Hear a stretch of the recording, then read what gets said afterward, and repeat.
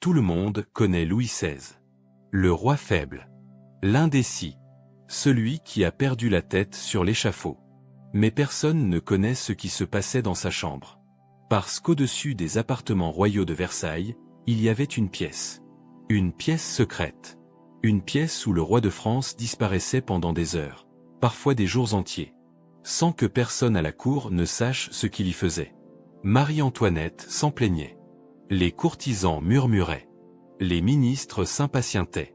Et quand les révolutionnaires ont découvert ce que cette pièce contenait, ils n'en ont pas cru leurs yeux. Ce qu'ils ont trouvé là-haut a changé à jamais l'image de ce roi. Et ce que ça révèle sur l'homme qu'il était vraiment, personne ne vous l'a jamais raconté. Jusqu'à aujourd'hui.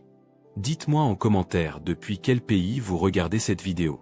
Et si vous êtes passionné par les vérités cachées de l'histoire de France, abonnez-vous maintenant parce que chaque semaine, on ouvre ensemble des portes que les livres d'école ont préféré laisser fermer.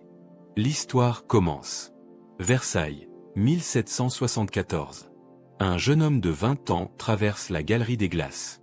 Autour de lui, des centaines de courtisans s'inclinent. Les miroirs renvoient à l'infini l'image de sa silhouette massive, engoncée dans un habit brodé d'or. Les talons de ses souliers claquent sur le parquet ciré. Dehors, les jardins s'étendent jusqu'à l'horizon, taillés au cordeau, symbole d'un pouvoir absolu qui ne tolère aucun désordre.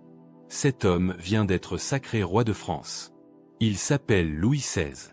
Et pourtant, quelque chose ne va pas. Les courtisans qui l'observent ce jour-là remarquent immédiatement un détail troublant. Ce nouveau roi ne sourit pas. Il ne salue personne. Son regard fuit, comme s'il cherchait une sortie. Ses épaules sont voûtées sous le poids des broderies. On dirait un enfant déguisé en monarque, perdu au milieu d'une fête qu'il n'a pas voulu. Le duc de Cros, l'un des mémorialistes les plus fins de cette époque, a laissé un témoignage qui glace le sang quand on connaît la suite de l'histoire. Il écrit que le jeune roi semblait accablé par sa couronne avant même de l'avoir portée. Il note son malaise visible, sa gaucherie, son incapacité à soutenir les regards. Et il ajoute cette phrase terrible, on sentait qu'il aurait préféré être ailleurs.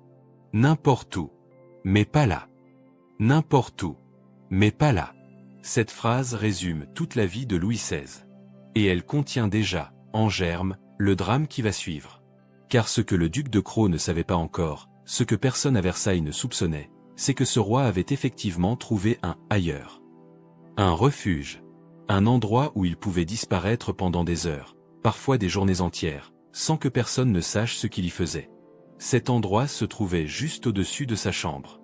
Et ce qui s'y passait allait révéler la vérité la plus méconnue sur l'homme le plus incompris de l'histoire de France. Pour comprendre ce secret, il faut d'abord comprendre Versailles.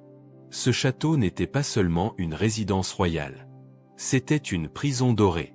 Un théâtre permanent où chaque geste du roi était observé, commenté, interprété. Se lever, manger, se coucher, tout était public. Des dizaines de courtisans assistaient au réveil du souverain. Des centaines l'accompagnaient dans ses déplacements. Même ses moments les plus intimes étaient codifiés par l'étiquette. Louis XIV avait voulu ce système. Il avait transformé la noblesse française en une cour de spectateurs, occupés à guetter les faveurs royales plutôt qu'à comploter dans leur province. Versailles était un piège magnifique, et le roi en était à la fois le maître et le prisonnier. Mais Louis XVI, lui, ne supportait pas ce piège. Madame Campan, première femme de chambre de Marie-Antoinette, a passé des années aux côtés de la famille royale. Ses mémoires sont une mine d'or pour qui veut comprendre ce roi. Elle écrit que Louis XVI fuyait les regards avec une constance qui étonnait tout le monde. Elle note qu'il préférait la solitude de ses cabinets à la pompe de la cour.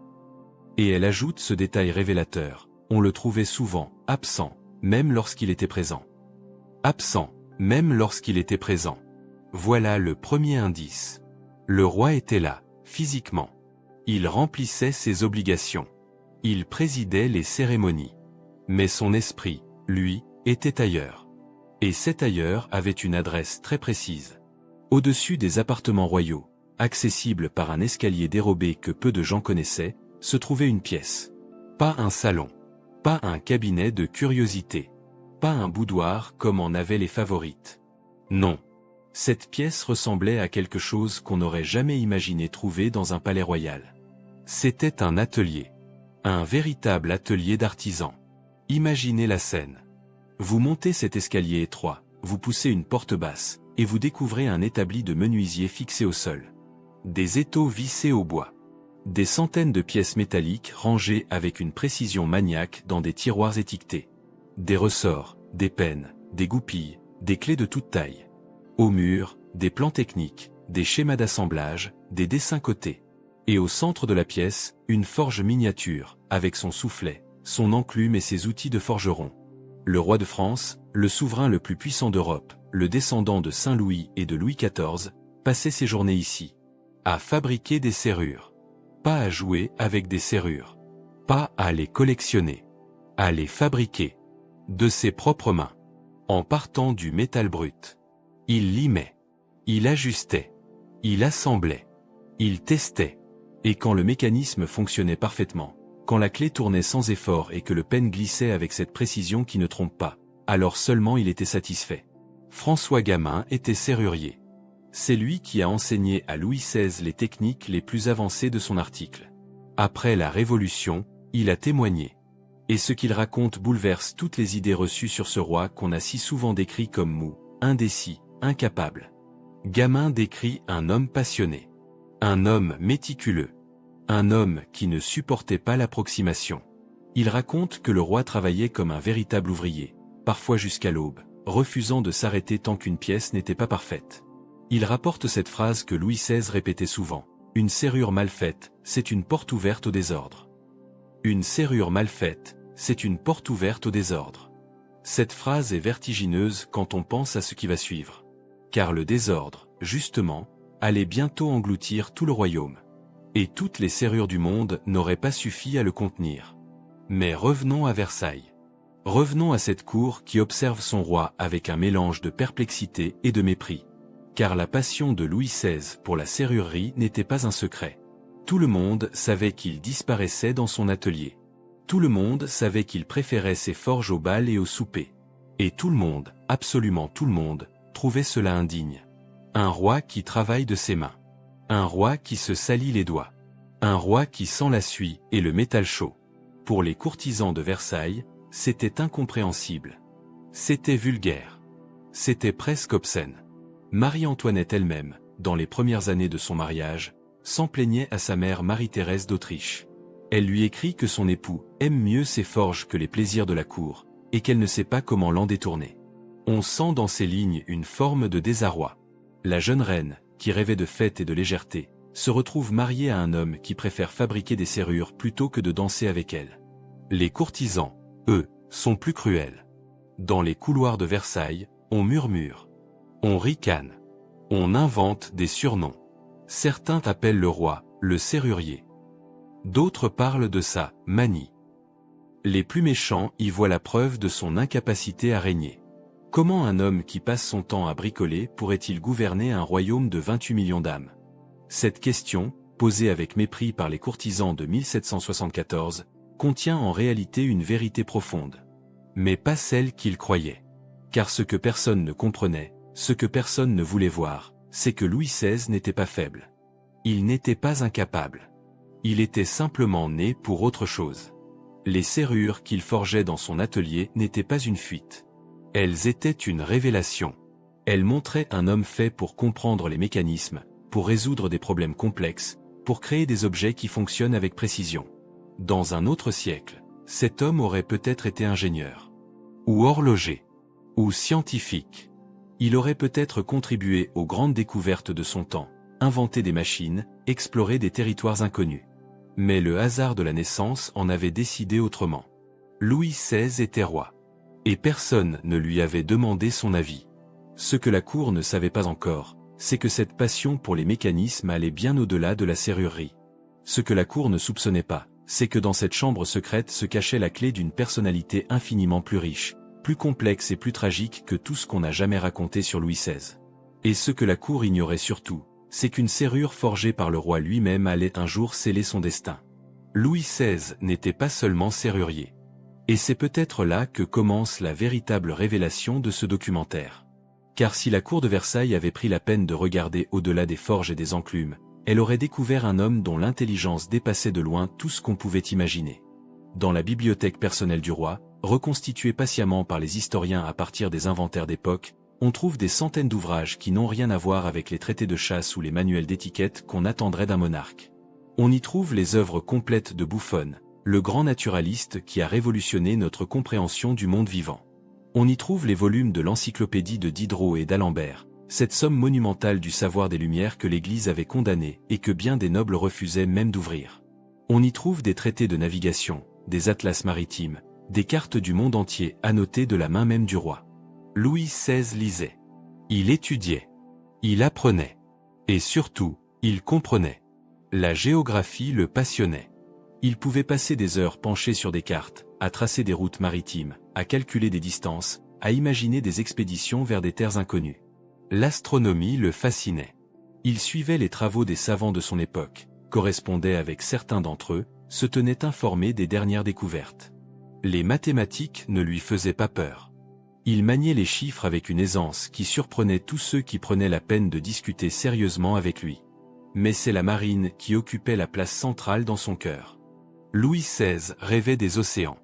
Il rêvait des navires qui partaient vers l'inconnu, des explorateurs qui repoussaient les limites du monde connu, des découvertes qui allaient changer la face de la Terre.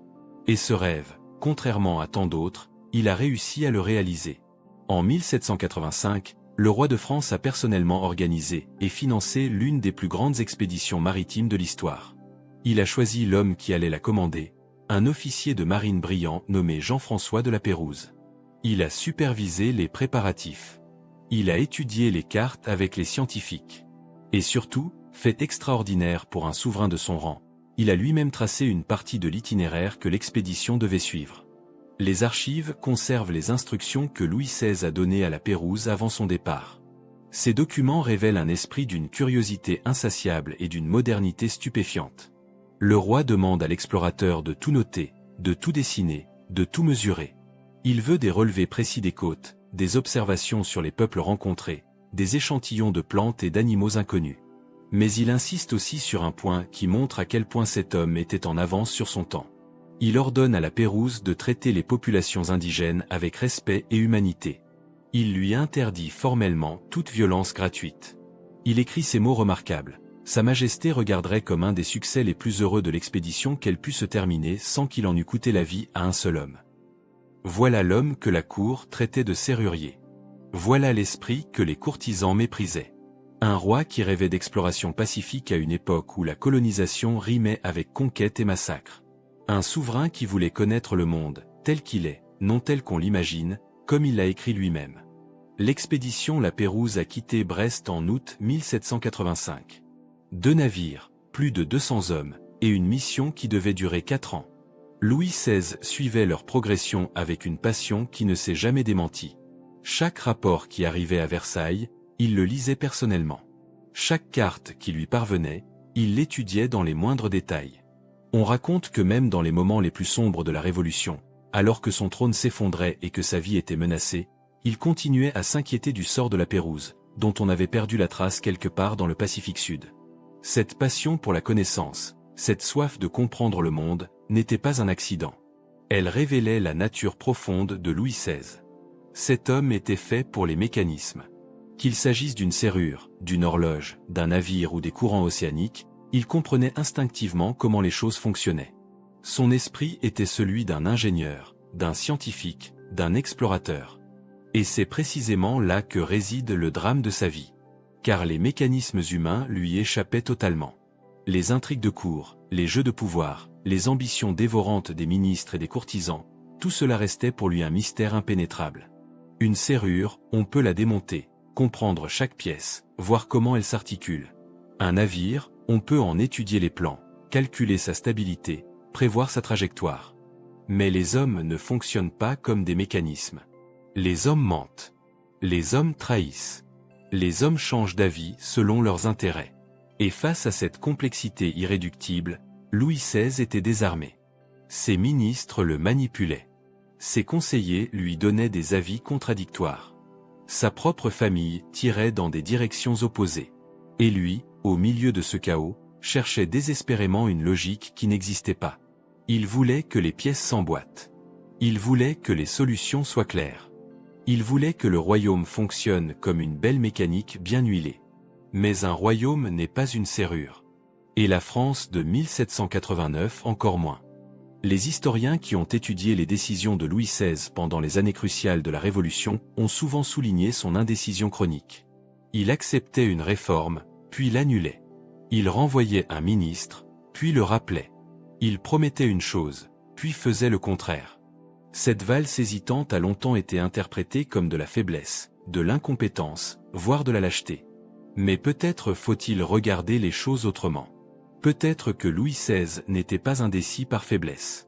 Peut-être qu'il était paralysé par l'impossibilité de trouver une solution logique à des problèmes qui n'en avaient pas. Son esprit d'ingénieur cherchait la bonne réponse, la combinaison parfaite qui ferait fonctionner la machine. Mais en politique, il n'y a pas de bonne réponse. Il n'y a que des choix, des compromis, des rapports de force. Et tout cela, pour un homme qui avait passé sa vie à chercher la précision des mécanismes, était proprement incompréhensible. Cette tragédie silencieuse, personne à l'époque ne l'a vraiment comprise. Les révolutionnaires voyaient en lui un tyran maladroit. Les royalistes voyaient un roi trop faible pour défendre son trône. Marie-Antoinette elle-même, qui pourtant l'aimait sincèrement, se désespérait de son incapacité à prendre des décisions fermes. Personne ne voyait l'homme derrière la couronne. Personne ne comprenait que son véritable drame n'était pas d'être incapable, mais d'être inadapté. Un poisson hors de l'eau ne manque pas de talent pour nager. Il est simplement dans le mauvais élément. Louis XVI était un poisson hors de l'eau. Un esprit des Lumières jeté sur un trône qu'il n'avait jamais voulu, face à une tempête qu'il n'avait aucun moyen de comprendre. Et pourtant, malgré cette inadaptation fondamentale, il a continué à faire ce qu'il savait faire. Il a continué à chercher des solutions mécaniques à des problèmes humains. Il a continué à construire, à planifier, à organiser. Et c'est cette obstination qui allait le conduire à commettre l'erreur fatale de sa vie. Car dans les murs du château des Tuileries, où la famille royale était retenue prisonnière depuis octobre 1789, Louis XVI a fait installer une cachette. Une armoire secrète, dissimulée derrière un panneau de boiserie, invisible pour quiconque ne savait pas où chercher. Cette armoire était blindée. Et la serrure qui la protégeait avait été forgée par le roi lui-même, avec tout le soin et toute la précision dont il était capable. À l'intérieur, il avait caché des documents, des lettres, des preuves de négociations secrètes avec les puissances étrangères, des correspondances compromettantes qui, si elles tombaient entre de mauvaises mains, pourraient le perdre à jamais. Louis XVI faisait confiance à sa serrure. Il faisait confiance à la qualité de son travail, à la solidité du mécanisme, à l'invisibilité de la cachette. Ce qu'il avait oublié, c'est qu'une serrure ne protège rien si quelqu'un connaît son existence. Et quelqu'un la connaissait. François Gamin. Le serrurier qui lui avait tout appris. L'homme à qui il avait fait confiance pendant des années. L'artisan avec qui il avait partagé sa passion et ses secrets. Ce que Louis XVI n'avait pas compris, c'est que les hommes ne sont pas des mécanismes. Les hommes changent. Les hommes ont peur. Les hommes choisissent leur camp quand le vent tourne. Et le vent, en 1792, avait définitivement tourné. Le 20 novembre 1792 restera dans l'histoire comme le jour où le destin de Louis XVI a été scellé à jamais. Ce jour-là, un homme s'est présenté devant le ministre de l'Intérieur Jean-Marie Roland. Cet homme portait un secret qui allait changer le cours de la Révolution. Il s'appelait François Gamin, et il avait été pendant des années le professeur de serrurerie du roi de France. Gamin était nerveux. La Révolution battait son plein, et quiconque avait été proche de la famille royale risquait sa tête. Les prisons étaient pleines d'anciens serviteurs, d'anciens courtisans, d'anciens amis du régime déchu. En septembre de cette même année, des massacres avaient vidé les geôles parisiennes dans un bain de sang. La peur régnait partout. Et Gamin avait peur. Alors il a fait ce que font souvent les hommes qui ont peur. Il a trahi. Il a révélé au ministre l'existence d'une armoire secrète dans les murs des Tuileries. Une armoire que lui-même avait aidé à installer quelques années plus tôt. Une armoire dont il connaissait l'emplacement exact, derrière un panneau de boiserie dans le couloir qui menait aux appartements du roi. Une armoire protégée par une serrure que Louis XVI avait forgée de ses propres mains, avec toute la précision et tout le soin dont il était capable. Le ministre Roland n'a pas perdu une seconde. Le soir même, accompagné de témoins officiels, il s'est rendu aux Tuileries. On a arraché les boiseries. On a découvert la porte métallique. On a forcé la serrure royale. Et à l'intérieur, on a trouvé exactement ce que Gamin avait annoncé. Des papiers. Des centaines de papiers. Des lettres, des mémorandas, des rapports confidentiels. Toute la correspondance secrète de Louis XVI avec les ennemis de la Révolution. Le rapport que Roland a présenté à la Convention nationale quelques jours plus tard est conservé dans les archives. On peut encore le lire aujourd'hui, et chaque mot sonne comme un coup de marteau sur le cercueil de la monarchie française. Le ministre écrit qu'il a été trouvé, dans cette armoire de fer pratiquée dans un mur des Tuileries, des papiers de la plus haute importance. Ces pièces prouvent, selon lui, que Louis Capet entretenait des intelligences avec les ennemis de la nation. Qu'il négociait secrètement avec l'Autriche et la Prusse. Qu'il espérait une intervention militaire étrangère pour écraser la Révolution et rétablir son pouvoir absolu. L'armoire de fer. Ce nom est entré dans l'histoire comme le symbole de la trahison royale. Et l'ironie de cette histoire est si cruelle qu'elle en devient presque insupportable. Louis XVI avait passé des années à perfectionner l'art de la serrurerie. Il avait forgé des mécanismes d'une complexité extraordinaire. Il avait appris à protéger ce qui devait être protégé, à verrouiller ce qui devait rester secret. Et au moment le plus crucial de sa vie, toute cette science n'a servi à rien. Parce qu'il avait oublié la leçon la plus élémentaire de toutes. Une serrure ne protège rien si l'on ne peut faire confiance à ceux qui en connaissent l'existence. Gamin savait. Gamin avait aidé à l'installation. Gamin connaissait l'emplacement exact, le mécanisme, le secret. Et quand il a fallu choisir entre la fidélité et la survie, Gamin a choisi la survie. Peut-on le lui reprocher, dans ce climat de terreur où la moindre suspicion menait à l'échafaud? Peut-être pas. Mais le résultat est là. La serrure parfaite du roi serrurier n'a pas tenu face à la trahison d'un homme. Les documents trouvés dans l'armoire de fer ont fourni aux révolutionnaires les preuves qu'ils cherchaient. Ils ont montré que Louis XVI, tout en jurant fidélité à la Constitution, négociait en secret avec les puissances étrangères. Ils ont révélé des correspondances avec les émigrés, ces nobles qui avaient fui la France et qui préparaient une contre-révolution depuis l'étranger. Ils ont exposé au grand jour le double jeu d'un roi qui disait une chose en public et en faisait une autre en privé. Pour les historiens d'aujourd'hui, la réalité est plus nuancée. Certains de ces documents étaient authentiques, d'autres avaient peut-être été modifiés ou sortis de leur contexte.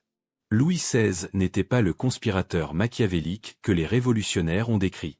Il était plutôt un homme désespéré, cherchant par tous les moyens à sauver sa famille et ce qui restait de son pouvoir. Ces négociations avec l'étranger n'étaient pas tant une trahison qu'un appel au secours. Mais en 1792, ces nuances n'intéressaient personne. La Convention voulait des preuves. L'armoire de fer les lui a fournies. Et le procès du roi est devenu inévitable. Il y a dans cette histoire un autre détail qui mérite qu'on s'y arrête. Un détail qui a fait couler beaucoup d'encre et qui illustre parfaitement à quel point Louis XVI a été mal compris, même par ceux qui l'ont condamné. Le roi tenait un journal personnel. Chaque jour, il y notait ses activités avec une régularité méticuleuse. Ce journal a été retrouvé après sa mort, et les historiens l'ont étudié avec attention, cherchant à comprendre ce qui se passait dans la tête de cet homme pendant les années les plus tumultueuses de l'histoire de France. Ce qu'ils ont découvert les a d'abord stupéfaits. Le 14 juillet 1789, jour de la prise de la Bastille, jour où une foule en furie a renversé le symbole le plus détesté de l'absolutisme royal, jour où le monde entier a basculé, Louis XVI a écrit dans son journal un seul mot. Rien. Rien. La Bastille tombe, Paris s'embrase, la monarchie vacille, et le roi écrit rien. Pendant des décennies, cette entrée a été brandie comme la preuve ultime de la déconnexion de Louis XVI. Comment un homme pouvait-il écrire rien le jour où son royaume s'effondrait? Comment pouvait-il être à ce point aveugle, à ce point indifférent, à ce point incapable de comprendre ce qui se passait autour de lui? Les révolutionnaires y ont vu la confirmation de tout ce qu'ils pensaient. Ce roi ne méritait pas de régner. Ce roi ne comprenait rien à rien. Mais les historiens contemporains ont rétabli une vérité bien différente. Le journal de Louis XVI n'était pas un journal intime au sens où nous l'entendons aujourd'hui. Ce n'était pas un espace de réflexion personnelle, un lieu où il aurait confié ses pensées, ses doutes, ses émotions. C'était un carnet de chasse. Rien de plus. Chaque jour, le roi notait ce qu'il avait chassé, le gibier qu'il avait tué, les détails de ses parties de chasse. Et les jours où il ne chassait pas, il écrivait simplement rien. Cela signifiait qu'il n'avait pas tiré de gibier ce jour-là. pas qu'il ne s'était rien passé dans le royaume. L'historien Jean-Christian Petitfil, l'un des meilleurs biographes de Louis XVI, l'a expliqué clairement. Ce malentendu sur le mot « rien » révèle davantage sur ceux qui l'ont interprété que sur le roi lui-même. On a voulu voir dans ce journal la preuve d'une indifférence coupable. On n'a pas pris la peine de comprendre ce que ce document était réellement. Et c'est peut-être là toute l'histoire de Louis XVI. Un homme constamment mal interprété. Un homme dont les mots, les gestes, les silences ont toujours été lus à travers le prisme des préjugés de son époque. Un homme dont même le journal personnel est devenu une arme contre lui, non pour ce qu'il disait, mais pour ce qu'on a voulu y lire. Le 14 juillet 1789, Louis XVI savait parfaitement ce qui se passait. Il n'était pas idiot. Il n'était pas déconnecté. Quand le duc de la Rochefoucauld-Liancourt est venu le réveiller cette nuit-là pour lui annoncer la chute de la Bastille, le roi a demandé si c'était une révolte.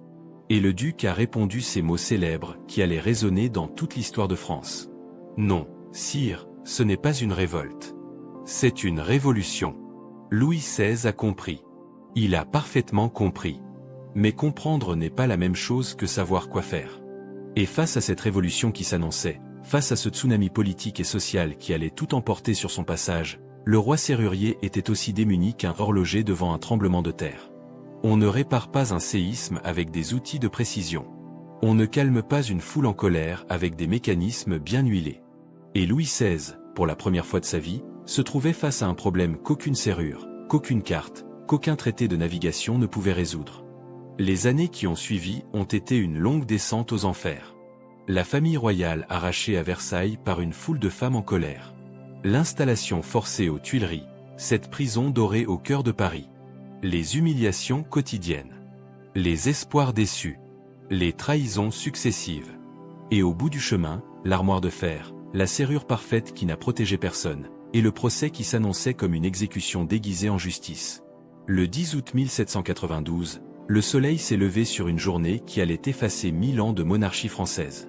Depuis l'aube, une foule immense convergeait vers le château des Tuileries. Des sans-culottes armés de piques, de sabres, de fusils. Des fédérés venus de Marseille avec leurs chants de guerre qui allaient devenir l'hymne de la nation. Des femmes, des hommes, des ouvriers, des artisans, tous unis par une même colère et une même détermination. Ce jour-là, ils allaient en finir avec la royauté. À l'intérieur du palais, la famille royale attendait. Louis XVI, Marie-Antoinette, leurs 2 enfants, Madame Élisabeth la sœur du roi. Autour d'eux, quelques centaines de gardes suisses et de gentilshommes fidèles, derniers défenseurs d'un monde qui s'écroulait. On entendait la rumeur de la foule grossir d'heure en heure. On sentait la tension monter comme avant un orage. Tout le monde savait que le combat serait inégal. Tout le monde savait comment cette journée allait se terminer. Les témoins qui ont survécu à cette journée ont laissé des récits bouleversants. Ils décrivent un Louis XVI étrangement calme au milieu du chaos. Pas résigné, pas effondré, mais comme détaché de ce qui se passait autour de lui. Il avait revêtu un habit violet, la couleur du deuil des rois. Il portait sur lui un petit médaillon contenant des cheveux de ses enfants. Et quand les conseillers lui ont suggéré de fuir, de se réfugier à l'Assemblée nationale voisine pour échapper au massacre qui s'annonçait, il a d'abord refusé. Il voulait rester. Il voulait affronter la tempête. C'est Marie-Antoinette qui l'a convaincu de partir. La reine, qu'on avait si souvent accusée de frivolité et d'inconscience, a montré ce jour-là un courage et une lucidité qui forcent le respect. Elle savait que rester signifiait mourir. Elle savait que les gardes suisses seraient massacrés. Elle savait que ses enfants étaient en danger. Alors elle a supplié son mari de partir, de mettre leur famille à l'abri, de vivre pour se battre un autre jour. Louis XVI a cédé. Il a traversé les jardins des Tuileries avec sa famille, sous les huées et les insultes de la foule. Il a marché vers l'Assemblée nationale, abandonnant derrière lui le palais, les gardes fidèles, et ce qui restait de sa dignité royale. Derrière lui, le massacre a commencé. Les gardes suisses ont été taillés en pièces. Le palais a été pillé. Et la monarchie française, vieille de 8 siècles, s'est effondrée dans le sang et les flammes. Ce que les témoins ont aussi noté, c'est un détail qui peut sembler dérisoire au milieu de tant d'horreurs, mais qui en dit long sur l'homme qu'était Louis XVI. Au moment de quitter les Tuileries pour la dernière fois, le roi s'est arrêté un instant devant la porte de son cabinet de travail. Cette pièce où il gardait ses outils, ses plans, ses serrures inachevées. Il a regardé cette porte pendant quelques secondes, comme s'il disait adieu à quelque chose d'infiniment précieux. Puis il a murmuré, si bas que seuls ceux qui étaient tout près ont pu l'entendre, que tout cela ne servirait plus à rien. Et il est parti. Tout cela ne servirait plus à rien. Les serrures, les mécanismes, les heures passées à forger, à ajuster, à perfectionner. Tout ce qui avait donné un sens à sa vie, tout ce qui lui avait permis de supporter le poids de la couronne, tout cela était terminé. Louis XVI quittait non seulement son palais, mais aussi la seule partie de lui-même où il avait jamais été vraiment libre. La famille royale a été conduite à la Tour du Temple, une ancienne forteresse médiévale au cœur de Paris. C'était une prison, même si on évitait de prononcer ce mot. Les murs étaient épais, les fenêtres étroites, les escaliers sombres. Des gardes surveillaient chaque porte, chaque couloir, chaque mouvement des prisonniers. La République naissante voulait montrer qu'elle tenait le roi à sa merci, qu'elle avait brisé le symbole de l'oppression, qu'elle contrôlait désormais le destin de celui qui avait prétendu régner sur elle. Et c'est là, dans cette prison glaciale, que Louis XVI a révélé une facette de lui-même que personne, pas même ses proches, n'avait jamais vraiment vue. Privé de son atelier, de ses outils, de tout ce qui avait rempli ses journées pendant 20 ans, le roi s'est transformé. Il est devenu ce qu'il aurait peut-être toujours dû être, ce qu'il aurait été s'il n'était pas né sur les marches d'un trône. Il est devenu un père. Chaque jour, pendant des heures, il enseignait à son fils Louis-Charles. Le petit dauphin avait 7 ans. Il ne comprenait pas vraiment ce qui se passait, pourquoi sa famille avait été arrachée à son palais, pourquoi des hommes en armes les surveillaient en permanence, pourquoi sa mère pleurait parfois la nuit. Mais il comprenait que son père était là, auprès de lui, et que son père lui apprenait des choses merveilleuses. Louis XVI lui enseignait le latin. Il lui faisait lire les auteurs classiques, Cicéron, Virgile, les grands textes qui avaient formé des générations d'esprits cultivés. Il lui enseignait l'histoire, lui racontait les règnes de ses ancêtres, les batailles, les traités, les grandes heures et les heures sombres de la France. Il lui enseignait la géographie, déroulant devant lui des cartes imaginaires puisqu'on lui avait confisqué les vraies, lui décrivant les fleuves, les montagnes, les océans, les terres lointaines qu'il avait tant rêvé de voir explorer. Jean-Baptiste Cléry était le valet de chambre du roi au Temple. Il a été autorisé à rester auprès de la famille royale pendant les mois de captivité, et il a laissé des mémoires d'une précision extraordinaire. Ce qu'il décrit contredit totalement l'image du roi faible et apathique que la propagande révolutionnaire avait construite. Cléry raconte un homme transformé par l'épreuve. Un père attentif, patient, d'une douceur infinie avec ses enfants. Un homme qui consacrait chaque moment de liberté à leur éducation, à leur bien-être, à leur préparation pour un avenir qu'il savait peut-être déjà compromis. Le roi, écrit Cléry, consacrait plusieurs heures par jour à l'instruction de son fils. Il lui apprenait à lire dans Montesquieu et dans Fénelon. Il lui montrait comment calculer, comment raisonner, comment penser par lui-même. Et surtout, il lui transmettait des valeurs. La dignité, le courage, la foi, l'amour de son prochain. Tout ce que Louis XVI n'avait peut-être pas réussi à incarner en tant que roi, il essayait de le transmettre en tant que père. Il y a dans ces témoignages quelque chose de profondément émouvant. On découvre un homme qui, privé de tout ce qui définissait sa fonction, a enfin pu être lui-même. À Versailles, il était un roi écrasé par l'étiquette, jugé par des milliers de regards, paralysé par des responsabilités qu'il n'avait jamais voulues. Au Temple, il n'était plus qu'un père enfermé avec sa famille. Et paradoxalement, c'est dans cette prison qu'il a trouvé une forme de liberté intérieure qu'il n'avait jamais connue auparavant. Marie-Antoinette aussi a changé pendant ces mois de captivité. La reine frivole, celle qu'on accusait de dilapider les finances du royaume en robe et en diamants, s'est révélée une mère courage. Elle soutenait son mari, protégeait ses enfants, maintenait une dignité admirable face aux humiliations quotidiennes. Les deux époux, qui s'étaient parfois éloignés l'un de l'autre pendant les années de Versailles, se sont retrouvés dans l'épreuve. Ils formaient une famille unie, soudée par l'adversité, trouvant dans leur amour mutuel la force de supporter l'insupportable. Mais cette parenthèse de paix relative n'allait pas durer. La Convention nationale avait décidé de juger le roi. Et le procès qui s'annonçait n'avait rien d'un exercice de justice. C'était un règlement de compte politique, une mise à mort déguisée en procédure légale, un spectacle destiné à montrer au monde que la Révolution n'avait peur de rien ni de personne. Le 11 décembre 1792, Louis XVI a été arraché à sa famille et conduit devant la Convention. Pour la première fois depuis des mois, il quittait la tour du Temple. Pour la première fois, il allait affronter ses accusateurs. Et pour la première fois, Le monde allait découvrir de quoi cet homme qu'on avait tant méprisé était vraiment capable. Les députés qui l'attendaient s'étaient préparés à voir un roi brisé, un homme effondré par des mois de captivité, un accusé tremblant devant ses juges. Ce qu'ils ont vu les a stupéfaits. Louis XVI est entré dans la salle la tête haute. Il a écouté les accusations avec calme. Et quand on lui a donné la parole, il s'est défendu avec une dignité et une clarté que personne n'attendait. La salle du manège, où siégeait la Convention nationale, était pleine à craquer ce 11 décembre 1792. Des centaines de députés étaient assis sur les gradins de bois. Dans les tribunes, une foule de spectateurs se pressait pour assister au spectacle. Car c'était bien un spectacle. Le procès du roi de France. L'événement que toute l'Europe attendait avec un mélange de fascination et d'effroi. Jamais dans l'histoire un peuple n'avait osé juger son souverain. Jamais une nation n'avait prétendu demander des comptes à celui qui, quelques années plus tôt encore, régnait par la grâce de Dieu. Louis XVI est entré dans cette salle comme il était entré dans tant d'autres salles au cours de sa vie. Mais cette fois, il n'y avait pas de courtisans pour s'incliner. Pas de garde pour le protéger. Pas de trône pour le recevoir. On lui avait préparé une simple chaise, face à la tribune du président. Et c'est là qu'il s'est assis, seul, face à 749 hommes qui allaient décider de son sort. Les accusations étaient accablantes. Trahison envers la nation. Intelligence avec les ennemis de la France. Conspiration contre la liberté du peuple. Chaque chef d'accusation était lu à voix haute, accompagné des preuves tirées de l'armoire de fer. Les lettres compromettantes. Les correspondances secrètes. Les négociations avec l'Autriche et la Prusse. Tout était étalé au grand jour, chaque document brandi comme une preuve irréfutable de la culpabilité du roi.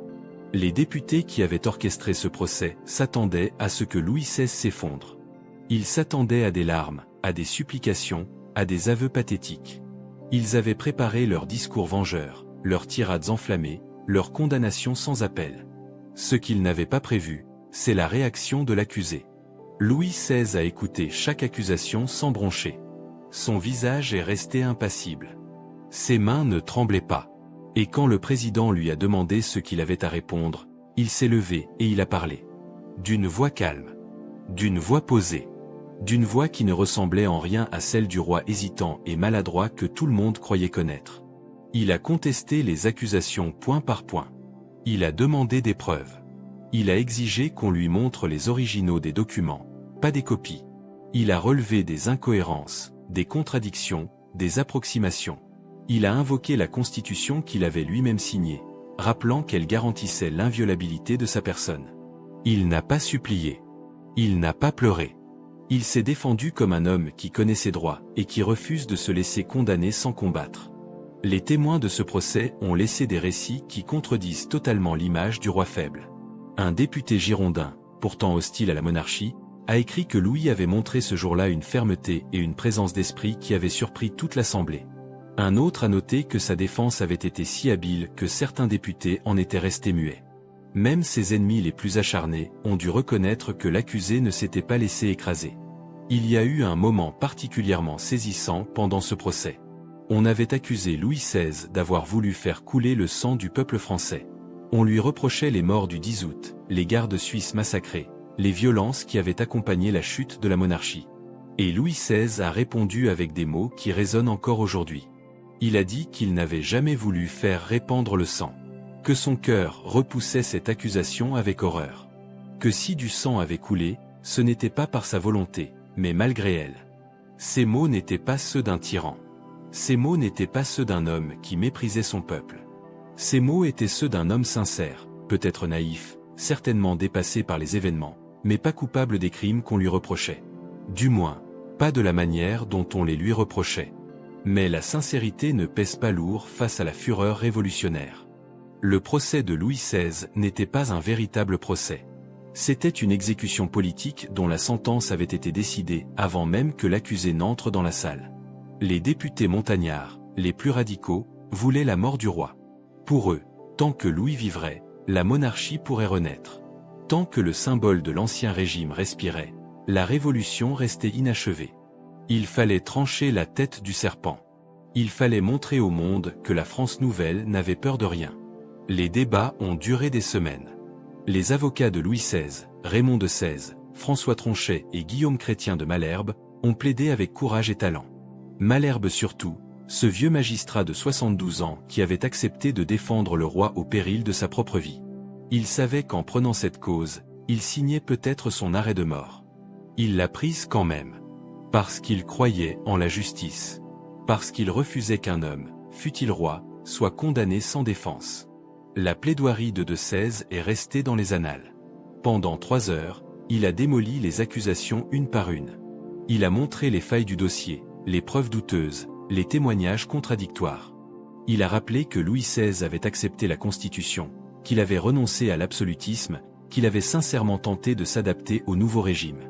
Et il a terminé par ces mots célèbres qui ont fait frissonner l'Assemblée. Il a dit qu'il cherchait parmi les députés des juges, et qu'il n'y trouvait que des accusateurs. Il leur a demandé de se souvenir que l'histoire jugerait leur jugement, que la postérité les regarderait, que ce qu'ils s'apprêtaient à faire marquerait à jamais le destin de la France. Ces mots n'ont pas suffi. Le 15 janvier 1793, la Convention a voté sur la culpabilité du roi. À l'unanimité moins quelques abstentions, Louis XVI a été déclaré coupable de conspiration contre la liberté publique et d'attentat contre la sûreté générale de l'État. Le 16 et le 17 janvier, les députés ont voté sur la peine. Un par un, ils se sont levés pour prononcer leur sentence. Certains ont dit la mort. D'autres ont demandé le bannissement. D'autres encore ont proposé la détention jusqu'à la paix. Le décompte a été serré, atrocement serré. À quelques voix près, Louis XVI aurait pu être sauvé. Mais la mort l'a emporté. 361 voix contre 360. Une voix de majorité. Le roi de France était condamné à être guillotiné. Quand on lui a annoncé le verdict, Louis XVI n'a pas scié. Il a demandé un délai de 3 jours pour se préparer à mourir et pour faire ses adieux à sa famille. La Convention lui a accordé 24 heures. Il a demandé qu'on épargne sa famille, qu'on laisse partir sa femme et ses enfants vers un pays étranger. La Convention n'a rien promis. Il a demandé à voir un prêtre de son choix pour recevoir les derniers sacrements. Cette demande, au moins, lui a été accordée. Le 20 janvier 1793 au soir, Louis XVI a fait ses adieux à sa famille. Marie-Antoinette, ses 2 enfants, sa sœur Madame Élisabeth. Ils se sont retrouvés dans une petite pièce de la tour du Temple, sous le regard des gardes qui ne les quittaient jamais. Ce qui s'est dit dans cette pièce, personne ne le sait vraiment. Les témoignages parlent de larmes, d'embrassements, de promesses de se revoir le lendemain matin.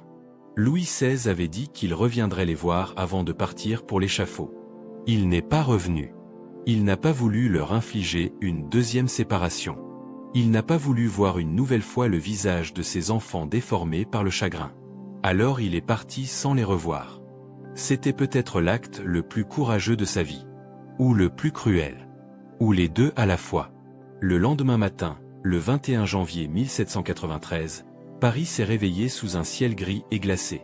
Dans les rues, des milliers de soldats formaient une haie d'honneur sinistre. Sur la place de la Révolution, autrefois place Louis XV, une estrade avait été dressée. Et sur cette estrade, une machine attendait. Une machine que le docteur Guillotin avait présentée comme un progrès humanitaire, une mort rapide et sans souffrance. Une machine qui allait devenir le symbole de la terreur. La guillotine attendait son roi. Le 21 janvier 1793, Louis XVI s'est réveillé à 5 heures du matin. Il n'avait presque pas dormi. La nuit avait été consacrée à la prière, en compagnie de l'abbé Edgeworth de Firmont, le prêtre irlandais qu'il avait choisi pour l'accompagner dans ses dernières heures. Dans la petite chambre glaciale de la tour du Temple, les 2 hommes avaient parlé de Dieu, de l'âme, du pardon. Louis XVI s'était confessé. Il avait communié. Il avait fait la paix avec son Créateur. Cléry, son fidèle valet de chambre, l'a aidé à s'habiller pour la dernière fois. Le roi a choisi des vêtements simples. Un habit brun, une culotte grise, des bas blancs. Pas de broderie, pas d'or, pas de signes extérieurs de sa dignité passée. Il voulait mourir comme un homme, pas comme un symbole. Il a demandé à Cléry de remettre à la reine son alliance et un petit cachet qu'il portait toujours sur lui. Il lui a confié des mèches de cheveux pour ses enfants.